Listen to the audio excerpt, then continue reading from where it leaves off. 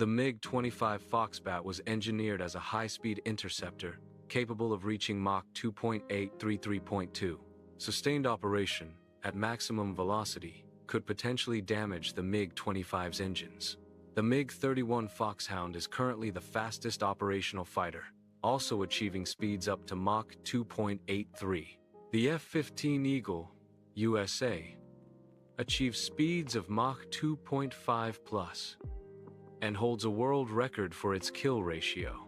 The Su-27 Flanker, Russia, reaches speeds of Mach 2.35, demonstrating its high-performance capabilities.